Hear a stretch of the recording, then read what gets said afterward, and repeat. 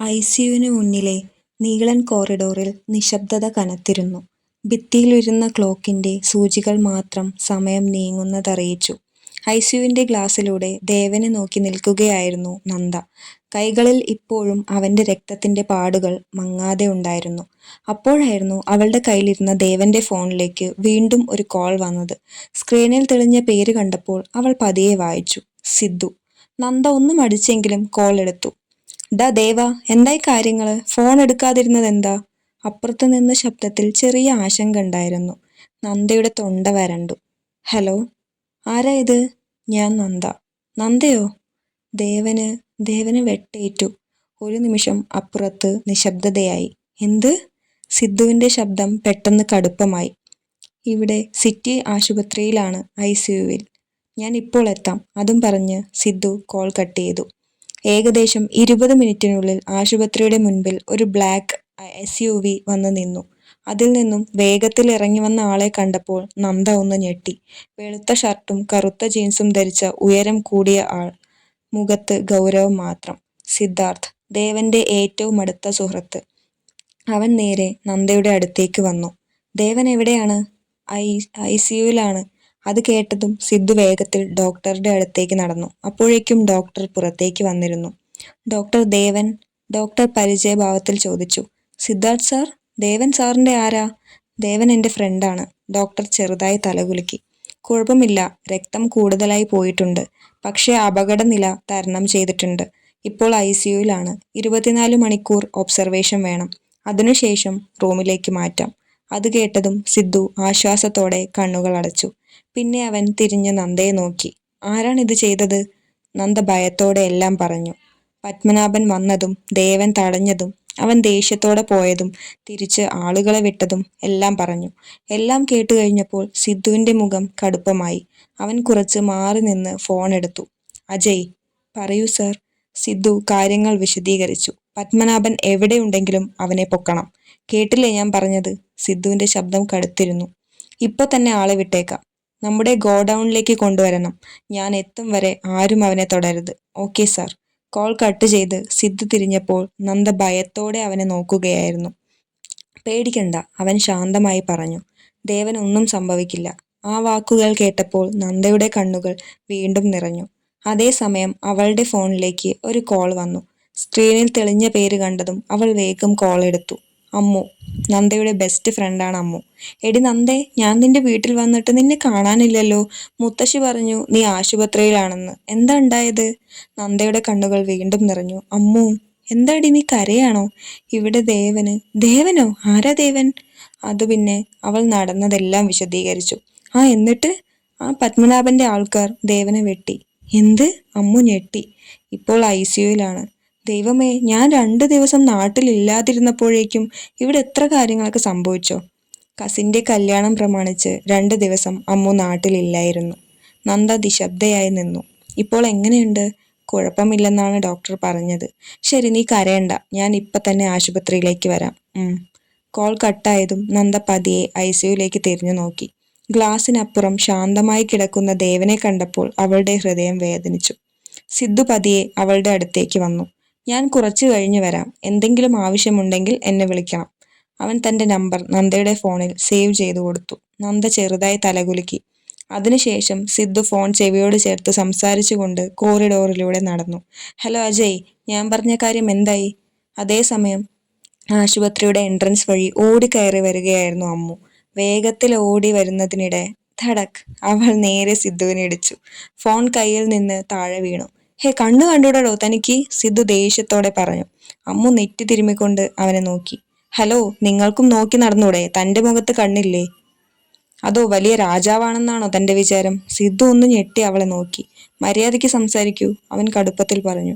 അയ്യോ, പേടിച്ചുപോയി. അമ്മു കൈനീട്ടി നിന്നു. ആദ്യം ഫോൺ നോക്കാതെ നടക്കാൻ പഠിക്കൂ സാറേ. താൻ എന്നെ വന്ന് ഇടിച്ചിട്ട് കുറ്റം മുഴുവൻ എനിക്കോ? സിദ്ധു ചോദിച്ചു. ഓ, എന്നാൽ സോറി മഹാരാജാവേ. അത് പറഞ്ഞിട്ട് അമ്മു അവനെ മൈൻഡ് ചെയ്യാതെ മുമ്പോട്ട് നടന്നു. സിദ്ധു അവളെ നോക്കി നിന്നു. ദേഷ്യവും അതിനൊപ്പം ഒരു ചെറിയ അതിശയവും അവന്റെ മുഖത്തുണ്ടായിരുന്നു. അവൾ കുറച്ച് മുന്നോട്ട് നടന്നതും സിദ്ധു പതിയെ പറഞ്ഞു. നിന്നെ ഞാൻ എടുത്തോളാം. അമ്മു തിരിഞ്ഞ് അവനെ നോക്കി. ആദ്യം പോയി കണ്ണ് ചെക്ക് ചെയ്യിക്കൂ സാറേ. അതും പറഞ്ഞ് അവൾ വീണ്ടും നടന്നുപോയി. ഇതെന്ത് സാധനം, അവൻ മനസ്സിൽ പറഞ്ഞു. അമ്മു വേഗത്തിൽ കോറിഡോറിലൂടെ നടന്ന് നന്ദയുടെ അടുത്തെത്തി. കസേരയിൽ തലകുനിച്ചിരിക്കുന്ന നന്ദയെ കണ്ടതും അവളുടെ മുഖം മങ്ങി. എടീ! ആ ശബ്ദം കേട്ടതും നന്ദ തല ഉയർത്തി നോക്കി. അടുത്ത നിമിഷം അവൾ എഴുന്നേറ്റ് അമ്മുവിനെ കെട്ടിപ്പിടിച്ചു. അമ്മോ, മതി മതി, ഇനി നീ കരഞ്ഞാൽ ഞാനും കരയും, അമ്മു അവളുടെ തലയിൽ ചെറുതായി തട്ടിക്കൊണ്ട് പറഞ്ഞു. ഇപ്പൊ എങ്ങനെയുണ്ട് ആൾക്ക്? കുഴപ്പമില്ലെന്നാണ് ഡോക്ടർ പറഞ്ഞത്, ഒബ്സർവേഷനിലാണ്. അമ്മു ഒന്ന് ശ്വാസമെടുത്തു. പിന്നെ അവൾ നന്ദയെ ഒന്ന് അടിമുടി നോക്കി. അല്ല, നീ ഇന്നലെ വരെ ഒരു പൂച്ചയെ കണ്ടാൽ പോലും പേടിക്കുന്ന ആളായിരുന്നു. അങ്ങനെയുള്ള നീ രാത്രി മഴയത്ത് ഒരു പരിചയമില്ലാത്ത ആണിനെ വീട്ടിൽ കയറ്റി താമസിപ്പിച്ചോ? നന്ദ ഒന്ന് കണ്ണുരുട്ടി. അതങ്ങനെ ഒരു സാഹചര്യം ആയിരുന്നു. ഓ, സാഹചര്യം, അമ്മു ചിരിച്ചു. മുത്തശ്ശിയെയും കൂട്ടി നീ ഹീറോയിസം കാണിച്ചല്ലോ. പൊടി, സത്യം പറയുന്നന്തേ, എനിക്കിപ്പോഴും വിശ്വസിക്കാൻ പറ്റുന്നില്ല. നീ ആണുങ്ങളോട് സംസാരിക്കാനേ മടിയുള്ള ആളല്ലേ? നന്ദ ചെറുതായി ചിരിച്ചു. അത് പിന്നെ അയാളെ കണ്ടപ്പോൾ എന്തോ ഒരു പാവം തോന്നി. ആഹാ, അമ്മു കൺപോള ഉയർത്തി. പാവം തോന്നിയോ? അതോ വേറെന്തെങ്കിലും തോന്നിയോ? അമ്മു, നന്ദ അവളെ നുള്ളി. ആ വേദനിക്കുന്നു പെണ്ണെ. എന്നാലും സത്യം പറയ്, നിനക്ക് അയാളോട് എന്തെങ്കിലും ഉണ്ടോ? എന്ത്? അല്ല, ചെറിയൊരു ഇഷ്ടം, അഫെക്ഷൻ, സ്പാർക്ക്. നീ എന്തൊക്കെയാ പറയുന്നത്? നന്ദ ചെറുതായി ദേഷ്യപ്പെട്ടു. അയാളെ ഞാൻ ഇന്നലെ കണ്ടല്ലേ ഉള്ളൂ. അതെ അതെ, പക്ഷെ സിനിമകളിലൊക്കെ ഒരു ദിവസം മതി പ്രണയം വരാൻ. നിനക്ക് വട്ടാണ്. ഐസിയുവിന്റെ ഗ്ലാസ്സിലൂടെ നീ അയാളെ നോക്കിയിരിക്കുന്നത് കണ്ടാൽ ആരും പറയും. നന്ദയുടെ മുഖം പെട്ടെന്ന് ചുവന്നു. എന്തു പറയുന്നു? അമ്മു മതിയാക്ക്. അയ്യോ, നാണം വന്നു. അമ്മു! കുറച്ചു നേരം ഇരുവരും പഴയ പോലെ കളിയും ചിരിയും പറഞ്ഞിരുന്നു. ആശുപത്രിയിലെ ആ ഭാരം നിറഞ്ഞ അന്തരീക്ഷത്തിനിടയിലും അവരുടെ സൗഹൃദ സംഭാഷണം നന്ദയുടെ മനസ്സിനെ കുറച്ചെങ്കിലും ശാന്തമാക്കി. പിന്നെ പെട്ടെന്ന് അമ്മു എന്തോ ഓർത്ത പോലെ നന്ദയെ നോക്കി. അല്ല, എൻ്റെ കസിൻ്റെ കല്യാണത്തിന് പോയ കാര്യം നീ ചോദിക്കുന്നില്ലേ? ആ ശരിയാ, കല്യാണം എങ്ങനെ ഉണ്ടായിരുന്നു? അമ്മു ഉടനെ മുഖം ചുളിച്ചു. അടിപൊളി. കല്യാണത്തേക്കാൾ കോമഡി വേറൊന്നായിരുന്നു. എന്ത്? നന്ദ ചിരിച്ചുകൊണ്ട് ചോദിച്ചു. അവിടെ ഒരു ചെക്കൻ എൻ്റെ പിന്നാലെ ഫുൾ ടൈം വായി നോക്കി നടക്കുകയായിരുന്നു. എന്നിട്ടെന്താ, ഞാൻ നല്ല കണക്കിന് കൊടുത്തു. നന്ദ പൊട്ടിച്ചിരിച്ചു. നിന്നെപ്പോലൊരു സാധനത്തെ ആരെങ്കിലും പ്രേമിച്ച അവൻ്റെ അവസ്ഥ കഷ്ടം തന്നെ.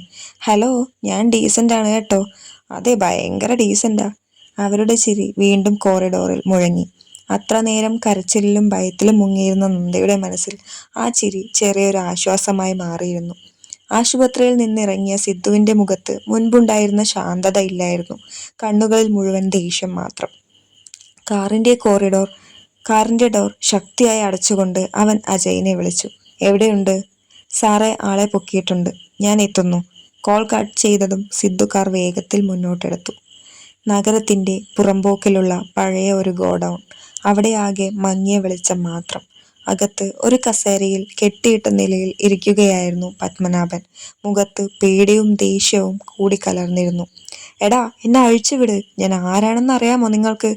അവൻ ആക്രോശിച്ചു. അപ്പോഴായിരുന്നു ഗോഡൌണിന്റെ വലിയ ഡോർ തുറന്ന് സിദ്ധു അകത്തേക്ക് നടന്നു വന്നത്. ഷൂവിന്റെ ശബ്ദം കേട്ടതും എല്ലാവരും മാറി നിന്നു.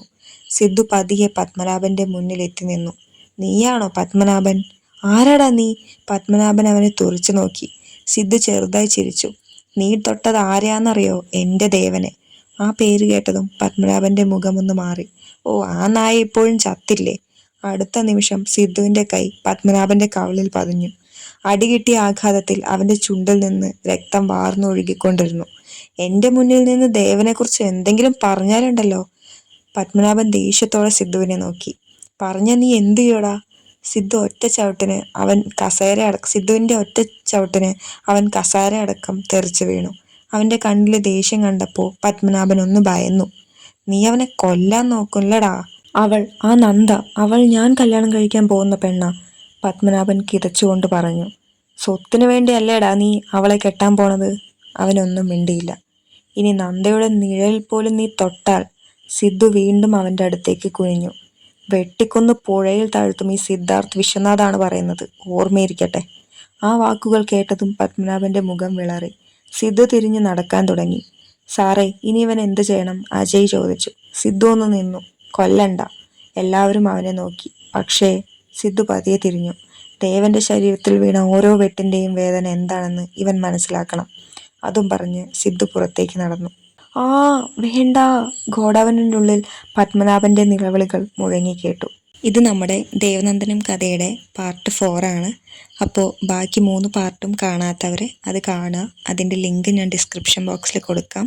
അതുപോലെ തന്നെ നമ്മുടെ ചാനലിലും പാർട്ടുകൾ കാണാൻ നിങ്ങൾക്ക് സാധിക്കും. അതുപോലെ തന്നെ കഥകൾ ഇഷ്ടപ്പെടുകയാണെന്നുണ്ടെങ്കിൽ ഉറപ്പായിട്ടും ചാനൽ സബ്സ്ക്രൈബ് ചെയ്ത് സപ്പോർട്ട് ചെയ്യുക. അതുപോലെ നിങ്ങളുടെ അഭിപ്രായങ്ങളെല്ലാം കൊച്ചു കമൻറ്റുകളായിട്ട് രേഖപ്പെടുത്തുക കേട്ടോ.